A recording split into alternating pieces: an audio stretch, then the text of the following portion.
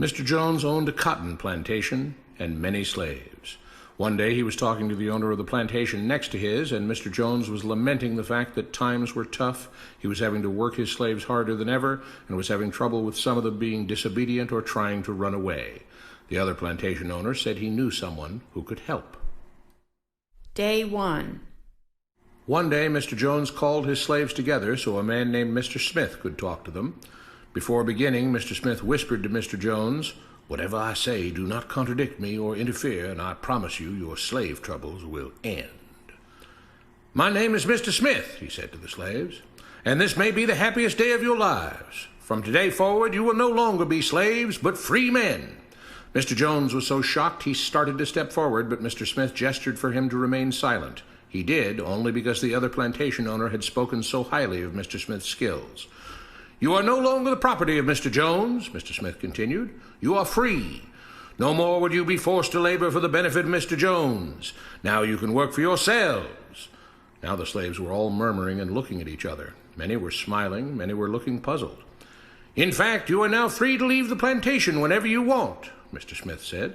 "However, since we are surrounded by other plantations, if you leave, some other plantation owner will likely claim you as his own the moment you set foot on his property. So I urge you not to risk your newfound freedom by doing something so foolish. Instead, I suggest that you stay here, no longer as slaves, but as willing participants and part owners of this plantation. Yes, this is now your plantation." Mr. Jones bit his tongue to keep from objecting. "For now, we might as well leave Mr. Jones in charge," said Mr. Smith, "since he is the only one with any experience at running a plantation, which is quite a complicated thing to manage. But he will no longer be your master, but just another worker on the plantation. In fact, he will now be using his organizational and management skills to serve you. Whatever problems you may have had with him before, you are now all equals, and you need each other to make this work. If we all cooperate and work together, we can all reap the benefits together. In honor of this happy occasion, I present you this new symbol of togetherness and cooperation, this flag, which shall be the emblem of the new, free Jones plantation." He held up the new flag, but most of those listening were still too amazed to respond. "And this shall be our motto," Mr. Smith announced. "We work together as free men for our mutual benefit, pledging our allegiance to the Jones plantation, which stands for prosperity, liberty, and justice for all. To celebrate, everyone has the rest of the day off. Enjoy your freedom, do as you please, and be back here tomorrow morning, bright and early, so that we may begin work on this great and noble new endeavor as equal free men." Finally convinced that Mr. Smith was serious, the former slaves applauded and cheered. Day 2. "We all want this plantation to do well," Mr. Smith said at the beginning of the next meeting, "so we can all share in the benefits. We all know that it takes a lot of effort to make a cotton plantation work. Just because you're all free doesn't mean you can stop working. In fact, since you're now working for yourselves, I expect you to work even harder than ever before, but now with pride and joy, knowing that you're working for yourselves. Of course, there still have to be rules. If everyone just does whatever he wants, the plantation won't produce anything. This experiment will fail, and we'll all starve. You should be thankful that Mr. Jones has agreed to stay on to lend his knowledge and skills to this endeavor, and I trust you will all do your own part to make this work. Several of you have been chosen to act as project supervisors to manage different aspects of the operation, to make sure everyone is doing his assigned job, to make sure that the rules are followed, and so on. The rest of you may head out to the fields to start your first day of work as free men." Day 3. The next morning, Mr. Smith had a grim expression on his face as the daily meeting began. "I have an unpleasant duty to do today," he said. "Yesterday, Charles was caught keeping some of the cotton he picked, presumably to sell for his own personal profit. That is against the rules. That is stealing. For that, Charles must be punished." 2 men tied Charles to the whipping post. "I take no joy in this," Mr. Smith continued, "but you must understand, if we do not maintain order, if we do not have rules that we all abide by, then the plantation will fail, and we will all suffer." The whip cracked against Charles' back. "But if we all pitch in for the common good, then we can all prosper. Being free doesn't mean you should be selfish and greedy. We must each do our assigned duties and obey the rules, and then we can all benefit, and each of you will receive your appropriate share of the profits." A young man named Samuel stepped forward. "But if you and Mr. Jones decide the rules and whip us if we disobey, how is that any different from what we had before?" "How can you say that?" Mr. Smith asked. "I'm shocked. You were a slave before, and now you're free. Things still need to be managed and organized by those best qualified to do so. Do you know how to run a plantation, Samuel?" "Well, no," he answered. "But if we're free, why do we get no say in what the rules are and how things work?" "I'm surprised at your ingratitude," Mr. Smith answered. "None of you know how a plantation is run, so you're in no position to be making decisions about how things are done here. You don't seem to appreciate all the things that Mr. Jones provides for you, from protecting you from all the outside threats that you know nothing about, those who would come here, capture and enslave you if not for Mr. Jones' protection, to making sure that you all have food and housing, tools to work with, that you're cared for when sick and injured, and so on. There wouldn't be a plantation at all, no cotton to pick, no land to plant and harvest, if not for him. You should be grateful that he's made possible the level of comfort you now have. Your lives would be far worse if not for him. Nevertheless, as free and equal participants in this endeavor, from now on at each meeting, any worker may have 2 minutes to ask questions or voice suggestions or complaints." With that, the workers all seemed satisfied and headed out again to the fields to pick the cotton. Day 4.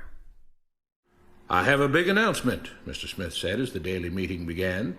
"Mr. Jones' cousin is here, and not just to visit and see how our project is coming along. It has been decided that from now on you will be deciding who will manage the plantation. Of course, this job can't be done by just anyone, but every 3 months we will have a special meeting at which all the workers will vote on whether we think Mr. Jones should run the plantation or whether we think his cousin, Mr. Johnson, should run the plantation. That means that ultimately you are in charge because you will be deciding which man you want running things on your behalf. If you don't like the way things are being managed, you now have the power to change it." Amazed and pleased, the workers headed out again to the fields to pick the cotton. Days passed, months passed, a year passed, and the plantation continued to operate as before. Sometimes Mr. Jones was in charge, sometimes Mr. Johnson was in charge, but the day-to-day routine stayed exactly the same. The workers worked hard, long hours every day, and still had little to show for it. Every day the meeting would begin with them all reciting the Jones Plantation motto, "We work together as free men for our mutual benefit, pledging our allegiance to the Jones Plantation, which stands for prosperity, liberty, and justice for all."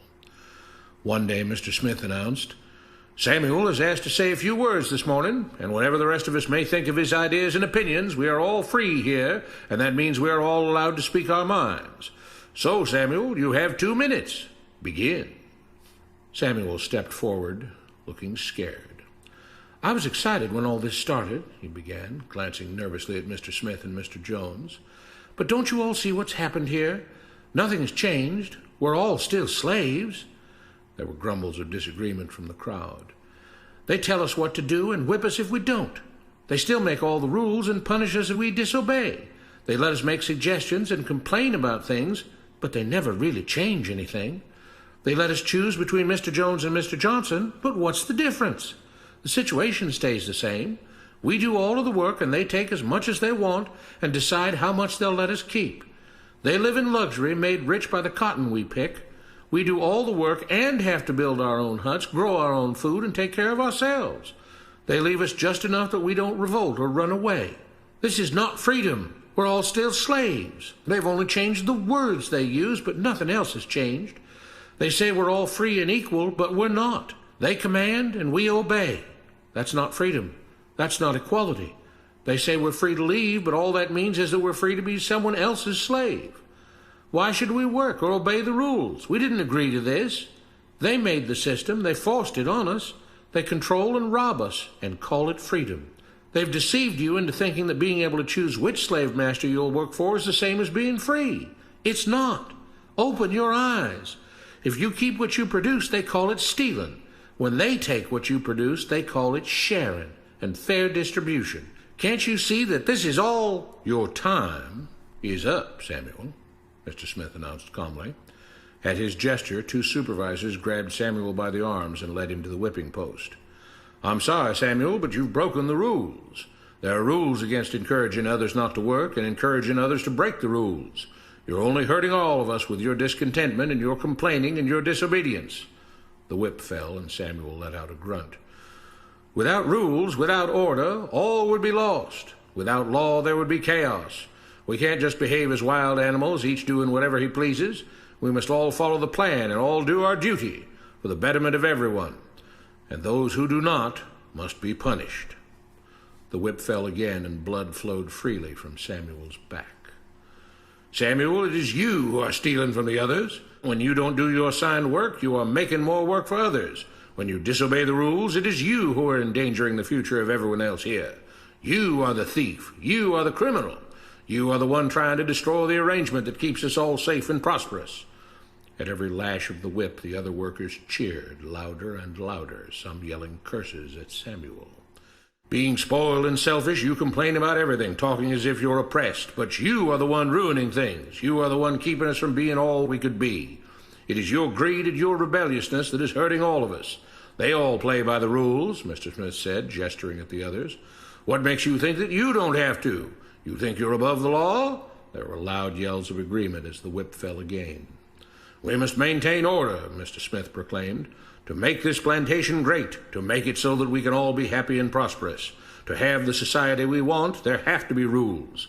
We all have to contribute our fair share to this great endeavor, and we cannot tolerate actions and attitudes that seek to undermine the amazing things that together as free men we have achieved and will continue to achieve.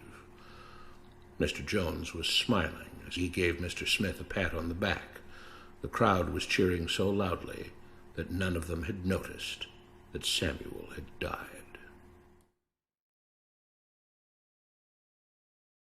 What you have been taught about government and politics is no more accurate or reasonable than what Mr. Smith taught the slaves. If you're ready to look through the veil of rhetoric and propaganda to see the reality beneath, get a copy of The Most Dangerous Superstition. It will change the way you see the world.